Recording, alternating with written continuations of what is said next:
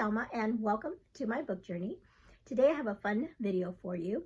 This is a video that I have been looking forward to ever since last February. So I did this last year, and I will link that video below if you haven't seen it. But it is about blind date with a book. So my library, my local library, does this every year, and every year the librarians pick books out and they wrap them up for us patrons to come in and pick one out. And so last year, so I did it the first year, and I can't remember, I don't know if I had booktube at that time, or if I did, I didn't do a video on it.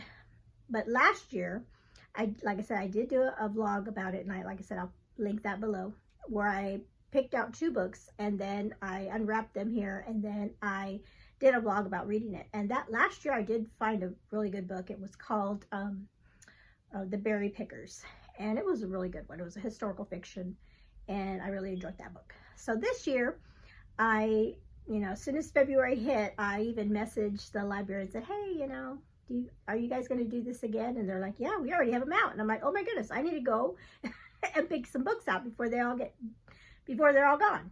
And so I will go ahead and I will put in a video here, because I just got back from the library, and I'll show you what they had, and then we'll come back and then I will show you which ones I picked out, and we will unwrap them together.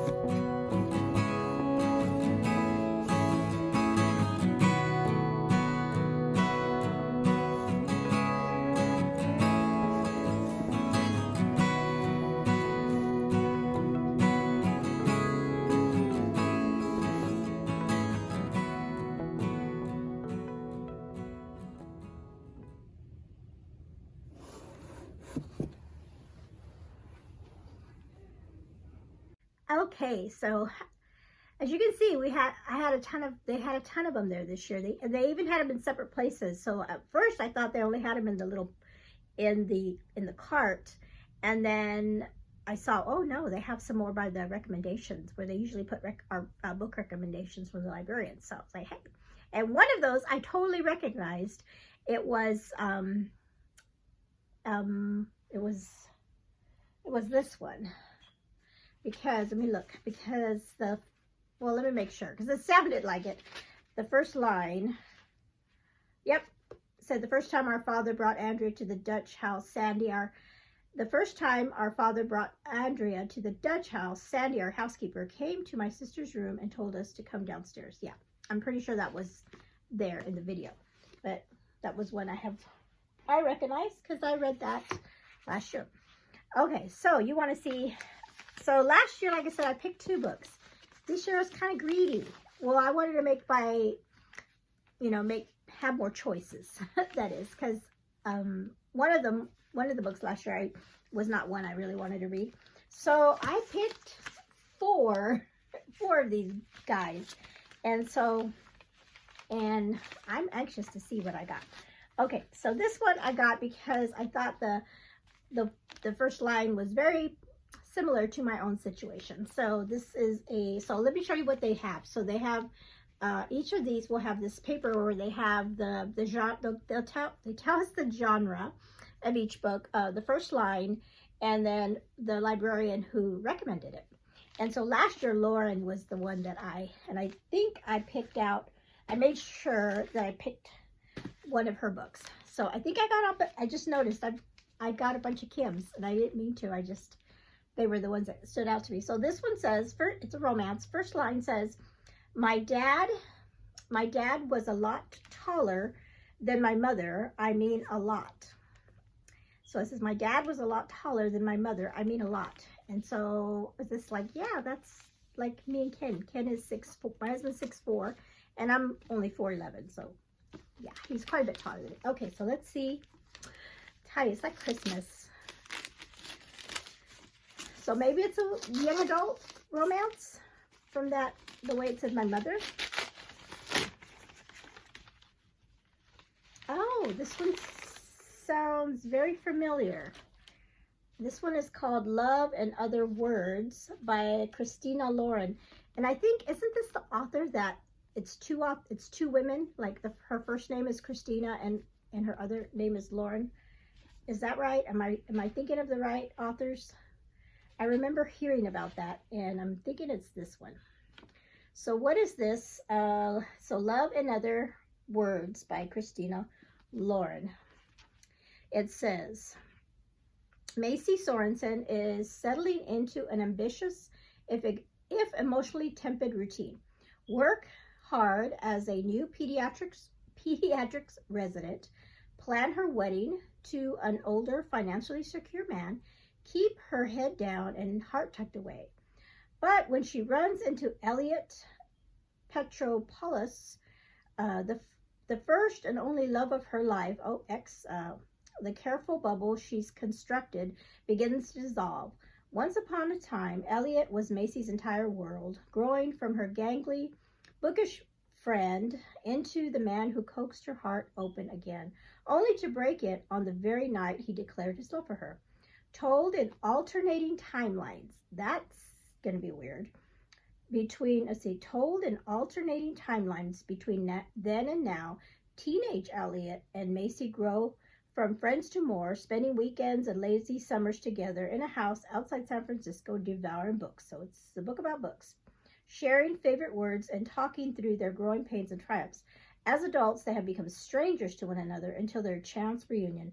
Although their memories are obscured by the agony of what happened that night so many years ago, something happened. Elliot will come to understand the truth behind Macy's decade-long silence and will have to overcome the past and himself to revive her faith in the possibility of an all-consuming love.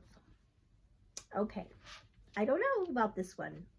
I'm not sure about this author, if she writes like spicy romance. I don't read spicy romance, so I'll have to look this up later and see if it is clean, a clean romance. Okay, and I did take a chance with picking romance, so let's do this one next. This one is, and I took a chance with this one, but it was a tiny one. It was a tiny one. So this is a psychological fiction, and the first line in this one says, it was the last letter in Irene Redfield's little pile of morning mail. So it was the last letter in Irene Redfield's little pile of morning mail. So I'm curious if any of you, as you're watching this video, if that first line you will remember and recognize. And so let's see what this one is. It's a hardback here. Oh, what is it? Passing by Nella Larson. And I don't have it doesn't have a back cover to read. Let's see if there's anything in here. Is this a classic? This one sounds really interesting. Let's see what it says. It says, Claire Kendra is living on the edge, light-skinned, elegant, and ambitious. She is married to a racist white man. Oh my goodness, this is crazy. Okay, let me start all over again. So I kind of glanced ahead and saw that. So Claire Kendra is living on the edge. Light-skinned, elegant, and ambitious, she is married to a racist white man unaware of her African-American heritage and has severed all ties to her past after deciding to pass as a white woman.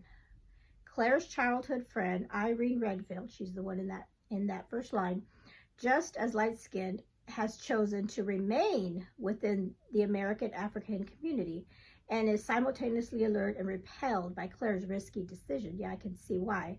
To engage in a racial masquerade for personal societal gain. That is crazy to me. I can understand you wanting to pass to get ahead socially and things like that, but to actually be married to somebody that is against your own people and racist, that is like, how could you even do that? Yeah. Interesting. I don't know. This might be a hard one to read, and like, it's really short though. I'll have to check this one out. So, and it's a psychological thriller, so something's bad's gonna happen. Husband's gonna find out, right? Okay, let's do another romance. This one is, just the title just caught my eye, because, or the first line was very simple. It just says, it's the magic hour. So let's see. I don't know. Hopefully I like one of these books. I mean, that's why I got 4, because I wanted to make, have my chances of reading a good book. Oh, I love these colorful ones. Oh, let's see here. This one is Reel, like a movie reel, I think, maybe, by Kennedy Ryan. And it does not look familiar to me at all. So it says, it is a reel, because it says, a Hollywood tale of wild ambition, artistic obsession, and unrelenting love. Nevaeh Saint is ready for the spotlight. After months as an understudy, this is her night to shine. She never imagined he would be in the audience. Cannon Holt, famous film director, fascinating, talented, fine. Before she can catch her breath, everything is changing. Nevaeh goes from backstage Broadway to center stage Hollywood, from being unknown to having her name on everyone's lips, when Cannon casts her as the lead in a star-studded Harlem Renaissance biopic. But forbidden attractions, scandal, and circumstances beyond Nevaeh's control soon put her dream in jeopardy. Could this one shot, the role of a lifetime, the love of a lifetime, cost her everything? Here's another one that I'm going to have to check and see if it has any content in it. It sounds interesting. All right, the last one. So far, none of them are really jumping out at me that I want to, like, read. I'm not sure. Maybe I didn't pick as good as I did last time. Last time, like I said, I got a real good book. This is a literary fiction. So this is, and this is a really interesting first line. It says, by an early age, I could read and write in 6 languages. 6 languages. Read and write. All right, let's see. Hopefully this will be a good one.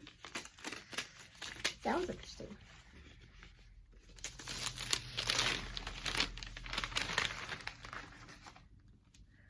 Oh, this one, I'm getting books I've never, and that's the whole point, right? You find and expand your horizons, I guess. The Liberators, a novel. Oh, The Liberators by E. E.J. Cole. Let's see. This is kind of a short one too. So let's see what this one's about. Let's see. It says, Daejeon, South Korea, 1980. Interesting time period too, the 80s. It says, at 24, In-suk falls in love with her college classmate, Sung-ho, and with her father's blessing, they marry. But then, as the military dictatorship, martial law, and nationwide protests bring the country precariously to the edge, In-suk's father disappears. In the wake of his disappearance, In-suk flees to California with Sung-ho and their son Henry, and Sung-ho's overbearing mother. She takes her mother-in-law with her. Adrift in a new country, In-suk grieves the loss of her past and divided homeland, only to find herself drawn into an illicit affair. That's not good. That sets into motion dramatic events that will echo for generations to come.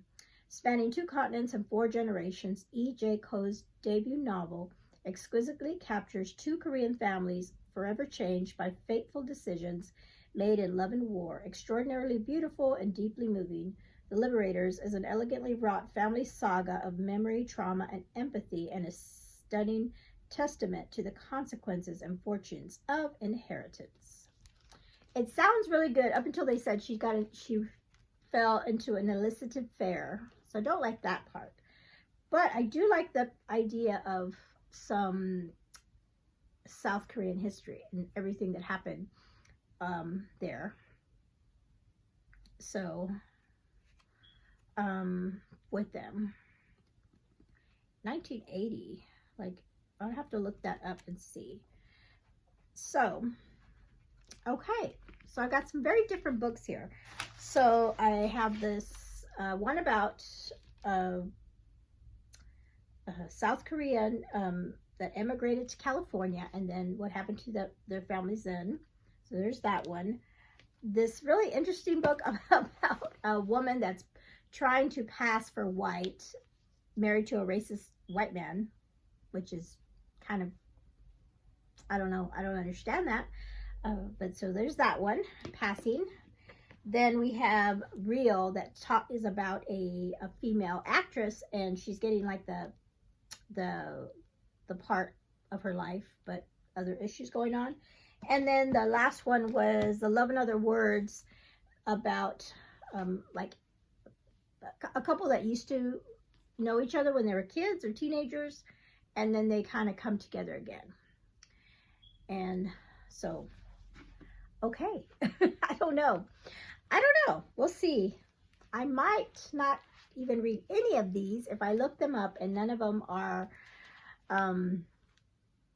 suitable, I guess, for my reading. And I do, you know, like I said, I don't like to read books that have spice or any kind of content. And certain things just bother me when I read a book. But we'll see. I'll look these up and I will see if any of them sound interesting enough to read, or maybe I'll just start one and see. And then I always have the option, of course, to DNF, which would be a bummer because I always like to try to read at least one of these blind date with the books. But that's a chance you take when you pick up these blind dates with the book. You know, you just kind of take a chance like that. All right, well, comment below if you have read any of these books, and you can tell me like, no, don't read it, or yes, read that. It's really good if it's worth it. Okay, so make sure you comment below and let me know if your library does this for February, and if you've tried that. I know, like I said, it's a big risk to pick these out, but they're library books, so it's not like you're purchasing them. You know, you can just borrow them from the library. You can always take them back. And then I don't know, I might take some of these back, and maybe, because I have a bunch of them there, I might maybe get another one. I don't know. We'll see. All right. Thank you so much for hanging out with me today.